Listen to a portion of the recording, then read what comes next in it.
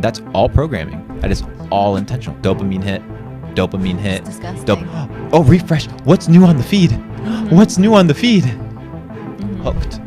Psychology 101. I want to talk about the ways that the system keeps us enslaved. So, we've spoken about upgrading our system, but there are obviously ways that we're kept enslaved, and propaganda is one of them. Netflix, music, social media. I think Netflix is probably one of the worst in my opinion. And there's the father of propaganda, Edward Bernays. So can you explain how he worked with the government to push out all of this propaganda and keep us enslaved in the matrix? It's interesting because Edward Bernays is actually related to Sigmund Freud. No, and I didn't know that. Sigmund Freud is actually known as the father of psychology. So when you begin to look at this idea of propaganda, well, what is propaganda? Propaganda is mass persuasion. It's persuasion at a mass scale. So when you see narratives being constructed at a mass scale, that is propaganda. So Edward Bernays is known as the father of propaganda, and he's actually related to Sigmund Freud, who is the godfather of modern day psychology and this idea of like atheistic psychology, which kind of makes sense as to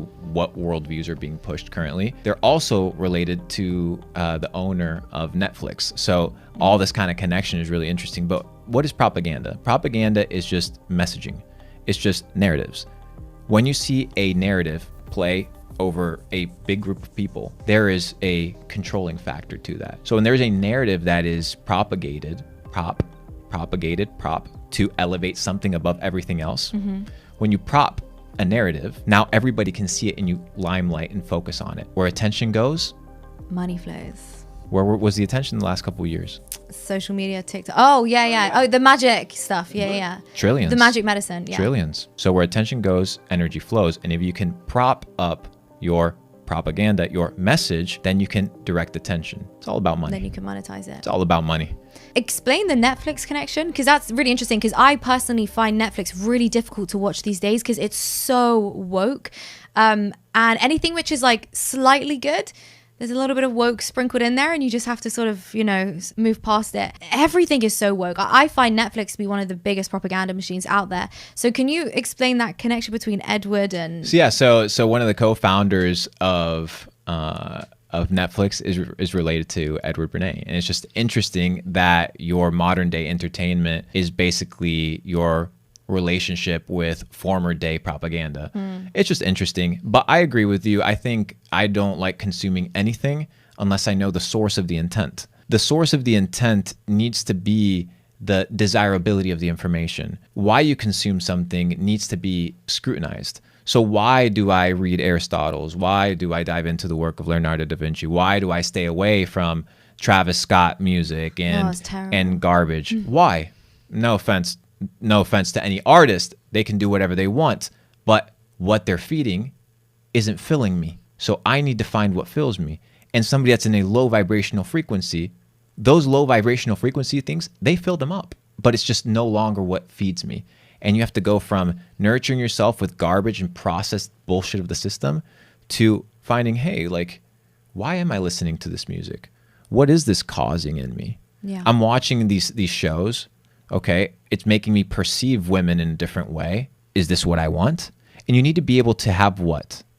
Intentionality towards who possesses your mind. Because if you're not in control of your mind, somebody will control your mind for you.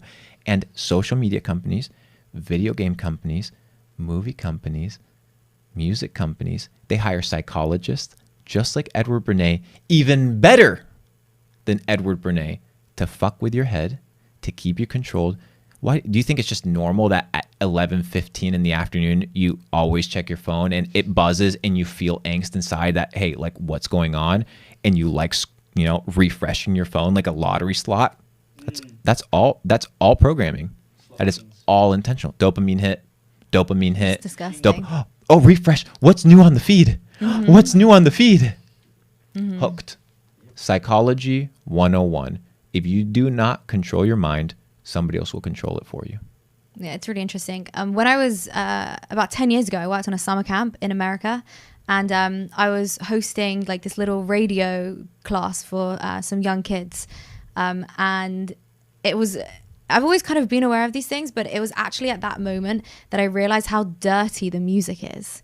because you had these like really young girls doing karaoke to like a Meghan Trainor song, which is something like, I don't know, can't remember the line, but it was, if you treat me right, maybe you can get head. And I'm like, a little child just said that, you know? And it was at that moment that I realized, yeah, like the music is terrible. I mean, Sam Smith is just promoting the devil, which to me is fascinating. I mean, it's you promote that which you love. And at the end of the day, people just push what they love. And what you're seeing is just louder voices. And your attention is, if nobody gave attention to the fat fuck wearing a tight pink suit, wearing devil horns, if nobody gave a flying fuck about him, nobody would talk about him. But everybody's focused on somebody else's shit.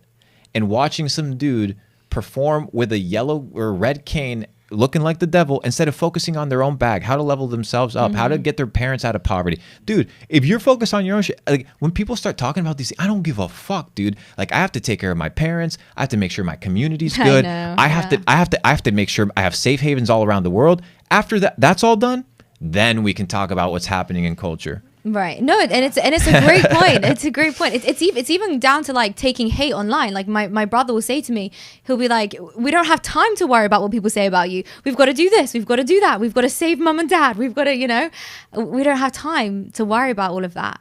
But you mentioned, you know, where the attention flows, the money goes. And one of the places was, you know, the magic medicine. Yes. So that kind of leads me on to the next thing that I wanted to speak with you about. I want to understand how and where the pharmaceutical industry come into this, particularly in America, and I guess if you feel that that's true throughout the rest of the world. A synonym for patient is client. A synonym for patient is client. In order for you to have clients, your clients need to come in. In order for a business to operate, you need customers. In order for a hospital to be full, you need sick people. So pharma gets in bed with food, gets in bed with every other industry at the highest level. Just look at the shareholders. Go to yahoo.finance and you'll be able to see who shareholds and owns the companies to prop a message, right? To then make money. In this case, what's the message that you prop? Seed oils are good. Processed food is good. Porn's good. Terrible music is good. Not exercising is good. Taking all these experimental medications, this is good. Why? Because there's a back door to it. There's back deals happening to it. That's all money. Every single last bit of it. So it's beyond just a jab. It's beyond just one individual thing. It's every fucking aspect of all of existence, even outside of people. You can look at the veterinary industry.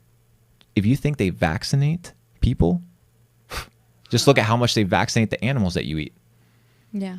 You're eating jabs on jabs on jabs on antibiotics, on anabolic steroids, on all this garbage, on hormones, and people think that they're healthy, that they're developing all these things. So the system is kind of fucked up all around. You really have to just unplug from the entire thing, all of it, and evaluate every aspect of your life. The whole thing's rotten. But it's so difficult. So I wasn't going to get to this yet, but since we're here, I'll just because it's not even pharma. That's why I'm saying it's not even one thing. It's the entire thing is just fucked. The entire thing. You have to be outside of it and understand how everything's working so that you're not susceptible to the garbage.